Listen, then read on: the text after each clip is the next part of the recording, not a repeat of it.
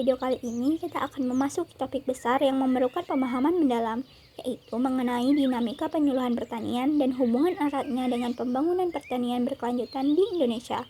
Penyuluhan pertanian tidak lagi dipandang sebagai kegiatan transfer teknologi semata, melainkan sebagai proses pemberdayaan yang bergerak dinamis mengikuti perubahan sosial, ekonomi, dan ekologis masyarakat tani.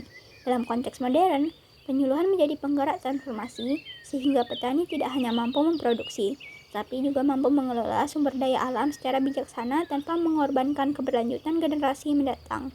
Penyuluhan pertanian selalu mengalami perubahan seiring berkembangnya tantangan pertanian nasional. Dinamika penyuluhan terbentuk karena adanya perubahan teknologi, kebijakan, kebutuhan petani, serta dinamika pasar. Penyuluh dituntut tidak hanya menguasai materi teknis budidaya, tetapi juga aspek manajemen, pemasaran, kewirausahaan, bahkan literasi digital.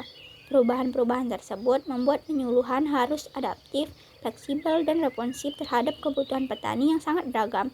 Setiap wilayah, setiap komoditas, dan setiap kelompok tani memiliki dinamika sendiri yang harus dipahami secara mendalam.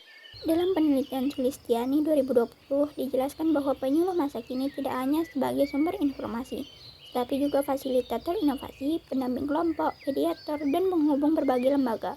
Peran penyuluh bergerak mengikuti perkembangan zaman, contohnya itu sebagai komunikator ketika memperkenalkan inovasi baru, sebagai motivator ketika petani menghadapi kendala, sebagai pendamping penguatan kelembagaan tani, sebagai analisis, terutama dalam mengidentifikasi masalah lingkungan, teknologi, dan ekonomi, serta sebagai katalis pembangunan perdesaan, karena penyuluh berada paling dekat dengan dinamika masyarakat. Pergerakan peran ini menunjukkan bahwa penyuluhan adalah sistem yang harus terus berubah mengikuti tantangan di lapangan. Selanjutnya masuk ke pembahasan dinamika sosial dan ekonomi petani.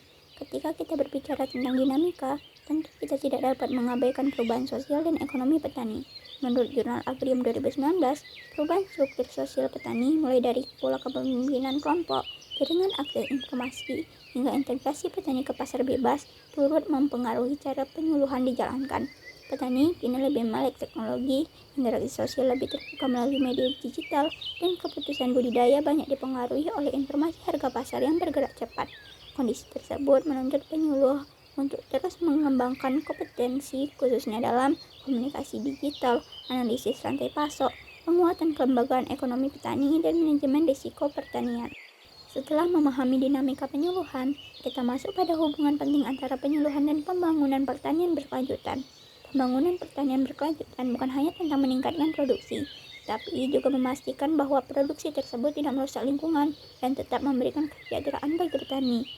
Jadi, keberlanjutan pertanian mencakup 3 aspek. Yang pertama, aspek ekologi, yaitu pengelolaan tanah, air, dan biodiversitas secara bijaksana.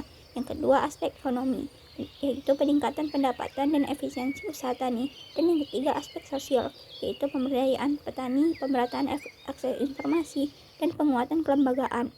Penyuluhan berada tepat di tengah 3 aspek tersebut. Melalui kegiatan penyuluhan yang efektif, petani dapat menerapkan teknologi ramah lingkungan, meningkatkan kemampuan manajemen usaha tani, serta memperkuat organisasi kelompok tani. Masuk ke pembahasan peran penyuluhan dalam mendorong keberlanjutan.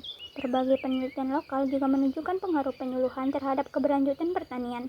Dalam studi jurnal Agriekonomika 2021, aktivitas penyuluhan terbukti meningkatkan kesadaran petani terhadap penggunaan input ramah lingkungan dan mendorong petani mengadopsi teknologi konservasi tanah.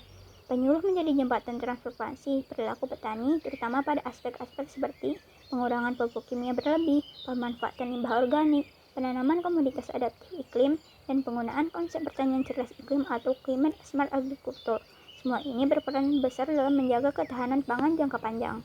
Namun demikian, pembangunan pertanian berkelanjutan masih menghadapi berbagai tantangan.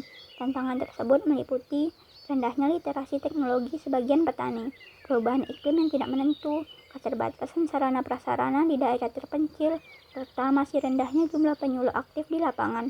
Keterbatasan ini membuat penyuluh harus bekerja lebih inovatif, misalnya menggunakan media audiovisual, platform digital, dan pendekatan pemberdayaan yang lebih partisipatif. Dari seluruh pembahasan ini, dapat kita simpulkan bahwa dinamika penyuluhan pertanian di Indonesia tidak dapat dilepaskan dari perubahan sosial, ekonomi, dan ekologi yang terus bergerak.